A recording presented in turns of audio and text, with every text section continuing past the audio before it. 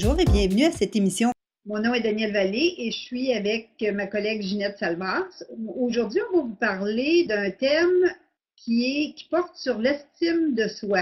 Hein, Ginette, on a un beau cas pour parler de l'estime de soi. Ce que ça peut Ben oui. produire dans une vie, un manque d'estime de soi. Oui, absolument.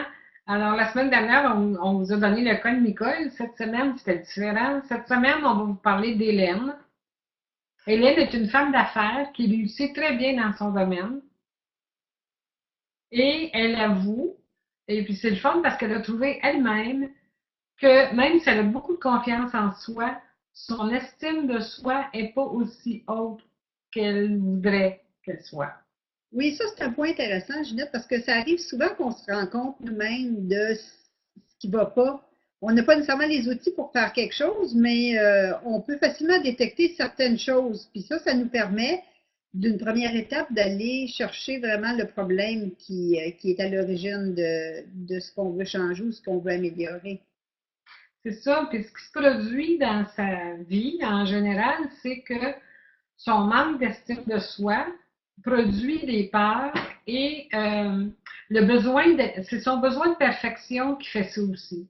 Oui, c'est une Faire en peur de sorte ne pas que, être à la hauteur, probablement, justement, parce que quand on n'a pas d'estime de soi, on se sent souvent toujours inférieur aux autres et c'est ça. on s'engendre des peurs. Et puis, c'est que c'est compensé par un sentiment de devoir être parfaite, là. On compense de cette façon-là. C'est ça, ça provoque des grands stress dans notre vie.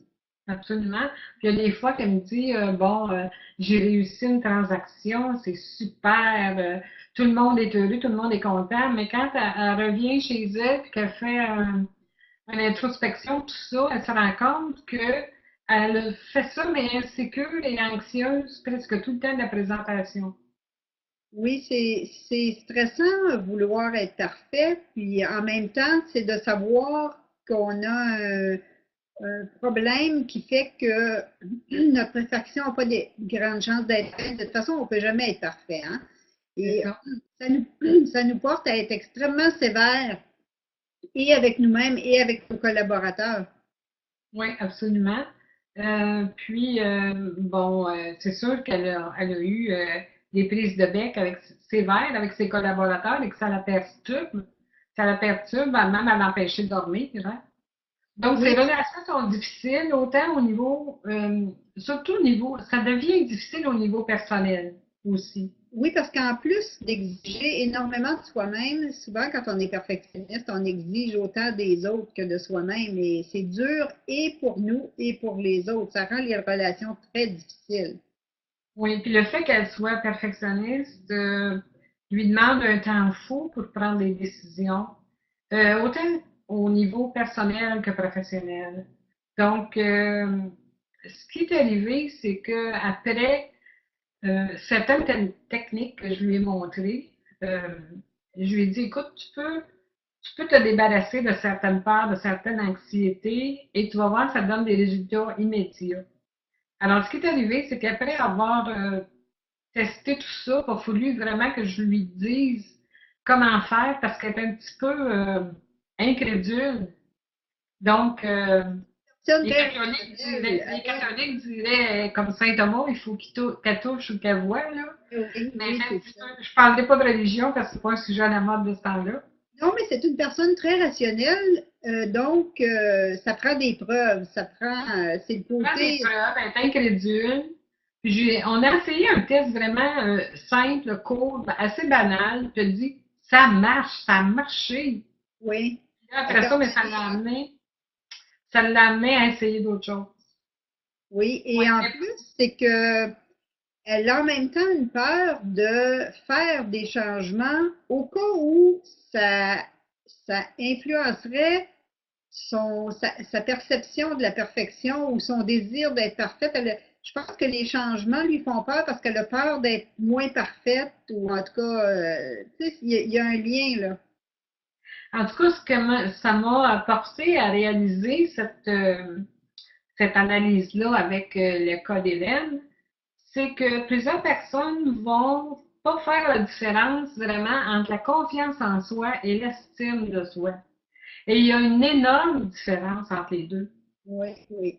Hein, la confiance en soi, c'est une affaire de savoir-faire. On peut aller chercher des compétences qui vont faire qu'on va être le meilleur dans notre domaine. C'est Par quand on sait exemple, quoi faire. C'est quand on sait quoi faire, on a appris comment faire quelque chose, puis on sait qu'on est capable de bien faire ce qu'on a appris.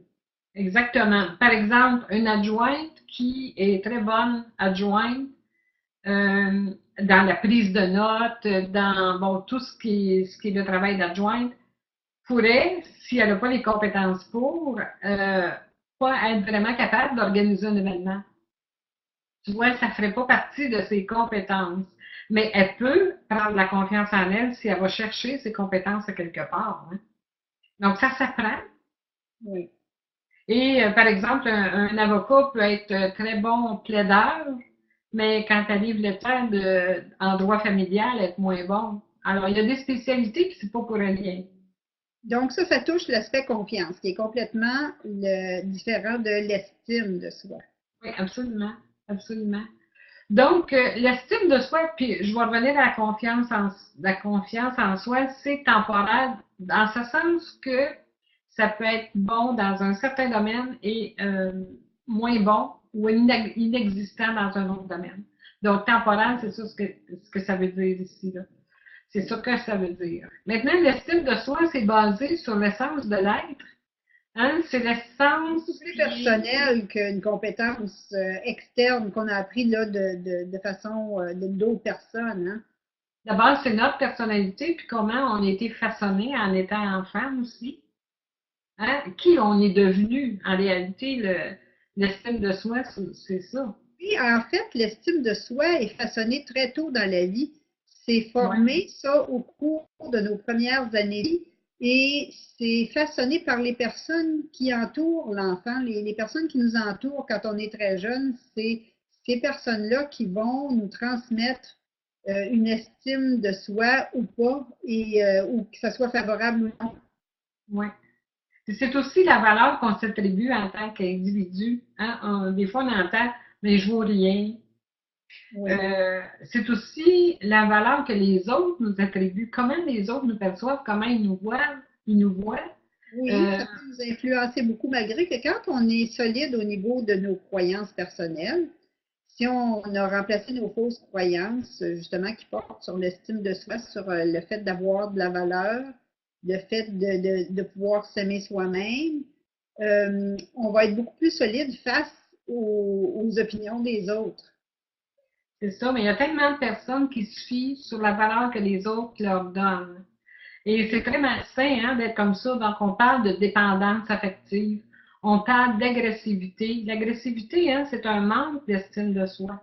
Et les intimidateurs, là, c'est pas des gens qui ont une grosse estime d'eux-mêmes généralement, c'est qu'ils sont très insécures et ils ont besoin de faire des gestes comme ça pour essayer de se donner un peu de valeur, ce qui fonctionne pas finalement. Alors, il faut trouver sa sécurité intérieure. Je pense qu'Hélène a commencé une bonne démarche parce qu'elle a fait la différence entre les deux. Puis, elle sait que la confiance en soi, si elle l'a pas dans un certain domaine, elle va aller apprendre, hein, elle va améliorer ses compétences. Et l'estime de soi, elle va trouver avec les exercices qu'elle fait où, comment elle devrait les améliorer et ça part de certaines croyances qu'on a. Maintenant, toi qui es le spécialiste des croyances, Daniel, là, comment tu pourrais montrer à quelqu'un euh, une façon, par exemple, de tester son estime de soi? Ben, en fait, on en a parlé dans des émissions précédentes. Le test pour les croyances, c'est toujours fait au niveau musculaire. Et je refais un bref résumé. C'est parce que notre subconscient gère tout ce qui se passe dans notre corps.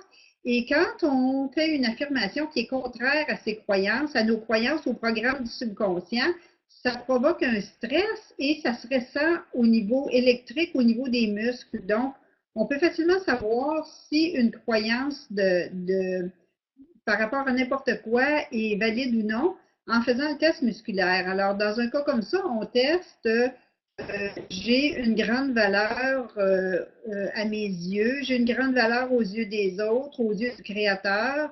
On va tester je m'aime moi-même. Je connais la définition de ce que ça veut dire avoir de la valeur.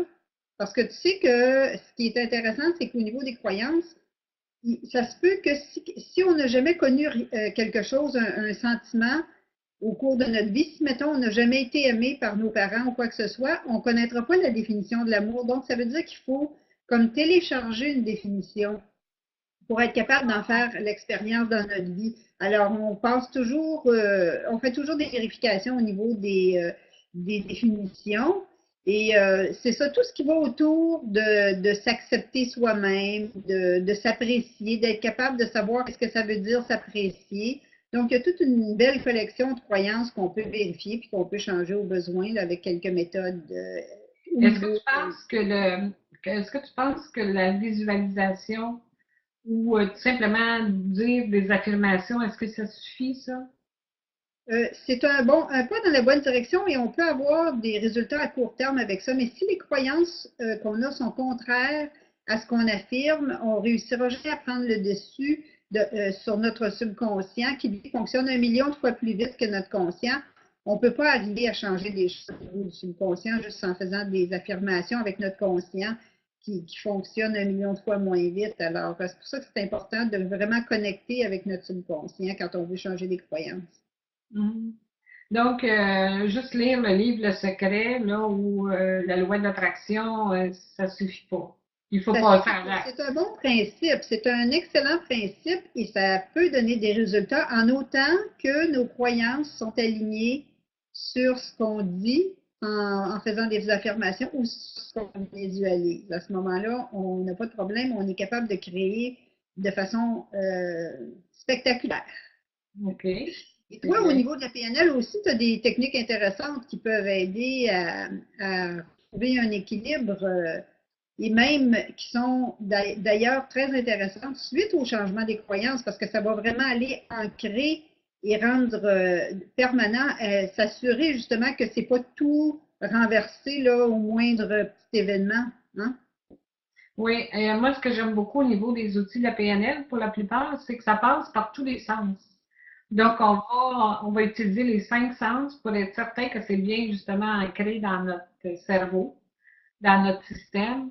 Puis, j'ai un exercice ici que je pourrais vous proposer, si vous êtes d'accord avec ça, à jouer le jeu. En réalité, c'est une technique pour renforcer l'estime de soi. Et c'est une technique qui fonctionne aussi. Et c'est une technique qui nous permet de se voir à travers les yeux d'une personne qui nous aime.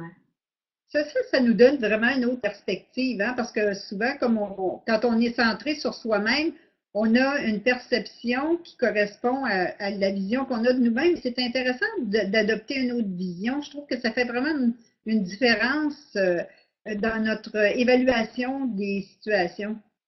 Choisir la bonne personne aussi. Oui, oui.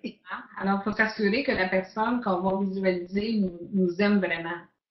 Alors, je vais vous donner un exercice que je vous recommande, qui est assez facile, qui est de la visualisation avec les 5 sens. Donc, ça va être plus durable que juste une visualisation. Puis, on va Oui, et voir pourquoi comment tu on peut. penses, Ginette, que c'est plus durable, là? C'est parce que avec nos 5 sens, on va toucher le subconscient parce que c'est le subconscient qui gère nos sens.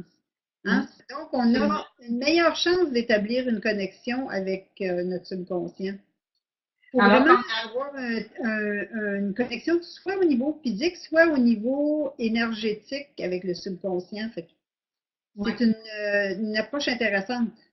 Puis le subconscient, il aime se faire raconter des histoires. Tu sais, des fois, les parents disent, mon enfant ne peut pas s'endormir tant que j'ai pas lu une histoire. Mais ce que vous faites quand vous lisez une histoire, ou que vous, souvent c'est des métaphores ou des histoires de princesses, dépendamment de l'âge des enfants, là, si vous faites de l'induction, c'est que vous mettez dans le cerveau des gens, dans le cerveau des jeunes, dans le cerveau des enfants, des belles choses pour qu'il y ait de beaux rêves. Hein? Oui, Que ce sont des choses positives la plupart du temps, en tout cas, je l'espère. Là. Et oui. aujourd'hui, ce qu'on voit avec les films, quand on est rendu à l'âge un petit peu plus vieux, ben, dans les films, c'est des films d'action, mais des films de destruction, des films avec des armes. Alors, c'est ça qu'on se met dans le cerveau, là. Tandis Oui. qu'ici, ben, ce que je veux vous montrer, c'est vraiment de vous voir à travers les yeux d'une personne qui vous aime. Oui, puis Donc, nos je vais... pensées sont un outil de création important, hein. On commence à créer avec une pensée. Oui, absolument. Donc, si vous êtes prêts, on va passer à l'exercice, puis vous pourrez la refaire après ça à votre guise. Euh, Premièrement, vous allez vous installer confortablement. Vous allez fermer les yeux, prendre une bonne respiration et relaxer. C'est comme ça que ça commence dans à peu près tous les exercices qu'on peut faire. Maintenant, on va réveiller le côté de notre cerveau qui est le côté de la créativité. Donc, on va se créer un décor agréable. Puis là, l'argent n'a aucune importance. Vous pouvez créer le décor le plus dispendieux que vous voulez ou le plus simple que vous voulez. Et pour le créer, vous allez utiliser des formes, des couleurs, des sons, des textures, des émotions, comme si vous vous prépariez à recevoir un invité important parce que c'est la personne qui vous aime le plus qui va venir vous visiter. Donc, créez votre décor. En quelle forme? Vous voyez des formes dans la pièce. Donc, donnez des formes à vos chaises, à vos fauteuils, à votre bureau, à vos toiles, peu importe, à vos meubles. Maintenant, donnez des couleurs. Des sons. Qu'est-ce que vous entendez? Peut-être que vous entendez le bruit des enfants qui jouent dehors. Peut-être que vous entendez un petit fond de musique. Peut-être que vous entendez quelqu'un qui marche dans la maison, mais ça ne vous dérange pas, ça vous aide à aller plus profondément dans la création. Donc, des textures aussi. Des textures pour le toucher. Donc, toucher la texture de vos tentures, toucher la texture de la chaise sur laquelle vous êtes assis ou assis. Et de cette façon-là, vous allez créer un décor qui vous convient, qui vous ressemble pour recevoir cet invité-là qui est important. Donc, pensez à cette personne-là qui vous aime vraiment. Et vous l'invitez dans votre décor. Vous l'invitez à entrer dans votre décor. Puis vous la sentez là, qu'elle est sur le bord d'arriver. Vous pouvez même, si vous êtes assis sur le bord d'une chaise, sur le bord d'une fenêtre, vous pouvez même la voir traverser la rue.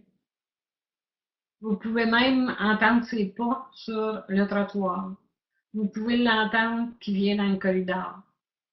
Donc, elle est sur le bord d'arriver chez vous. Et quand vous la voyez arriver, décrivez-la dans les moindres détails. Est-ce qu'elle est souriante, cette personne-là? La façon dont elle est habillée, la façon dont elle marche, son apparence physique en général. Puis si vous voulez, vous pouvez rajouter la liste de ses qualités. Alors, si elle vous aime, c'est sans doute qu'il y a une réciprocité, donc ses qualités. Mais c'est assez rare qu'on voit que des qualités chez les gens. Il y a aussi des défauts. Donc, on peut faire une liste des défauts. Et pourquoi cette personne-là est spéciale à vos yeux? Qu'est-ce qu'elle vous apporte? Qu'est-ce que vous apporte? Qu'est-ce que sa présence vous apporte? Puis là, je vais vous demander à ressentir les émotions. Qu'est-ce qui se passe dans votre plexus? Qu'est-ce qui se passe au niveau du ressenti, au niveau des émotions? Vous devez sentir quelque chose au niveau de l'estomac ou au niveau du plexus. Sûrement que vous le savez. Vous n'êtes pas obligé de, je vous le dis, sûrement que vous ressentez des émotions. Laissez-vous aller dans vos pensées et accueillez la personne qui vous aime le plus. Laissez-vous flotter et faites le geste de vous réfugier dans ses bras. Alors, vous êtes très, très, très près d'elle, vous ressentez quelque chose.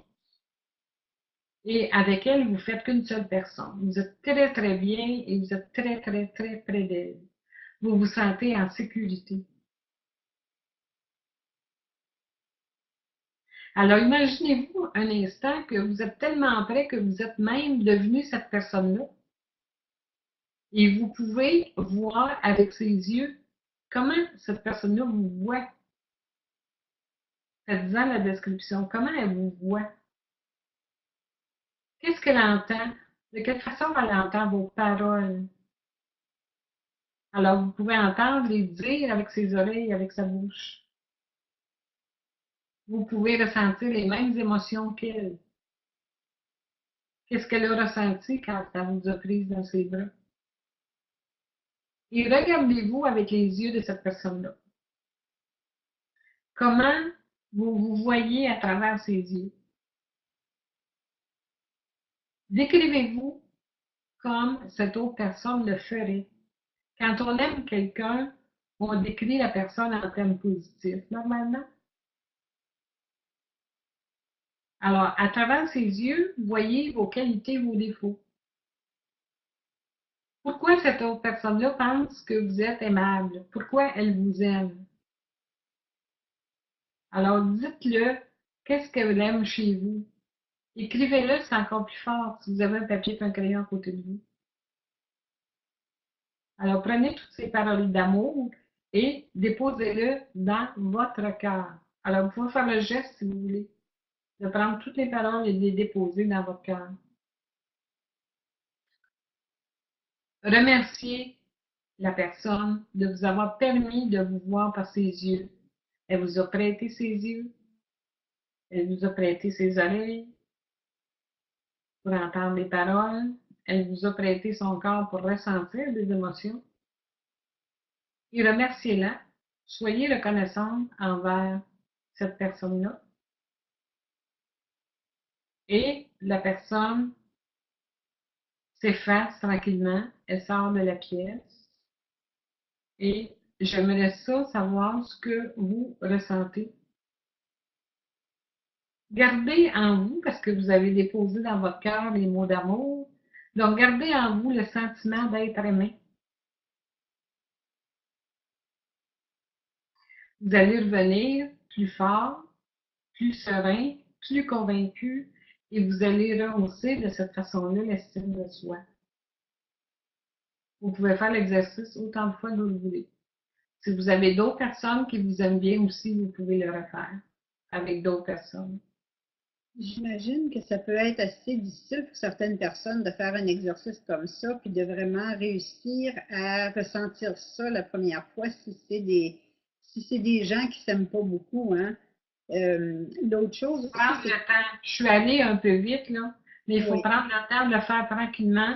C'est prendre possible plusieurs que, essais. c'est possible que vous ne veniez pas à bout de voir même la première fois. Mais il ne faut pas lâcher, il faut recommencer l'exercice pour Et si je voir. peux faire une suggestion, Ginette, parce qu'il y a des gens qui se sentent vraiment seuls au monde et abandonnés et aimés par personne. À ce moment-là, je pense que la personne qui visionne peut facilement être l'énergie de la source qui est pur amour et qui nous a créés. Et ça, c'est une énergie là, qui est de l'amour pur. Alors, quand on est capable de se connecter avec cette énergie-là, c'est tellement puissant et on ressent vraiment aussi beaucoup, beaucoup d'amour. Parce qu'il y a des gens qui se sentent vraiment seuls, hein. Je ne sais pas si toi, tu as ressenti quelque chose au niveau des émotions, là. Ben, c'est sûr que j'ai travaillé beaucoup sur moi puis que j'ai une facilité à me connecter avec cette énergie. Moi, je vais directement à l'énergie de la source. Alors ça, c'est parce que c'est tellement extraordinaire comme expérience. Moi, Euh, j'ai ressenti beaucoup de choses qui remuaient à l'intérieur de moi, là. Quand on ouais. parle d'émotions, là, beaucoup de choses qui remuaient, même si j'avais les yeux ouverts, là. Mhm. Peut-être parce Oui, que je l'ai oui, fait on est souvent aussi. habitué, hein. Mais Oui, c'est ça, j'encouragerais nos téléspectateurs et téléspectatrices à faire l'exercice plusieurs fois au besoin pour vraiment réussir à s'approprier cette méthode-là. Et aussi, on doit mentionner qu'on va faire des changements de croyances comme tels lors, par exemple, de la prochaine conférence du mois de septembre, mais aussi lors de nos prochains événements, les séminaires de 2 jours qu'on offre. Lors de ces séminaires-là, on fait toute une série de changements de croyances parce qu'on en a bien besoin Oui. de changer nos fausses croyances. C'est les fausses croyances qui est important de changer. C'est sûr qu'on ne change pas les croyances qui nous sont favorables, mais on en a tellement de fausses. Et ce qui est intéressant, c'est qu'il y a, au niveau génétique, on a beaucoup, beaucoup des mêmes fausses croyances. Hein. Mm.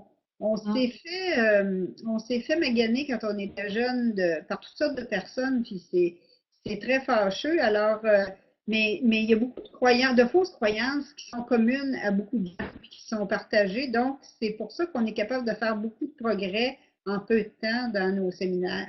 On a des croyances culturelles importantes, Oui, effectivement, les croyances des ancêtres, ça peut même nous être transmis au niveau génétique, hein. Alors, oui. Les ça croyances vient, familiales, les croyances, il y en a qui viennent d'assez loin, merci, là. Hein? oui, oui, et ce qui est aberrant, c'est de voir, c'est qu'on vit notre vie avec les croyances des autres. La plupart de nos fausses croyances, c'est même pas nos propres croyances, ce sont les croyances des autres. C'est ça, Alors, exactement. imagine, c'est quelque chose, ça, si on se trouve à vivre la vie des autres, finalement, ce qu'on Oui. a appris des autres. C'est pour ça que Mm. c'est important de vraiment se donner les croyances qu'on veut avoir pour vivre notre vie, puis avoir des résultats, des vraiment beaux résultats, ce qu'on espère. Même nos rêves les plus fous, on est capable de les réaliser de cette façon-là. Exactement.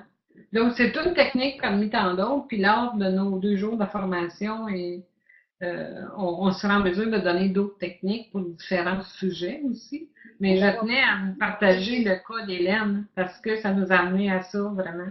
oui, c'est ça. Alors, Ouais. on va souhaiter à Hélène les plus beaux résultats. Et avec ça, je pense qu'on va conclure notre émission et on va inviter les gens à être avec nous dans 15 jours. Hein? Oui, absolument. Alors, à bientôt et à la prochaine. Bientôt, au revoir.